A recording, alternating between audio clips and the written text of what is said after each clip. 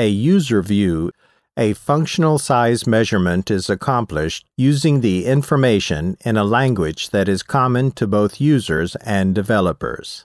A user is any person or thing that communicates or interacts with the software at any time. A user view is the functional user requirements as perceived by the user. Functional user requirements are a subset of the user requirements specifying what the software shall do in terms of tasks and services.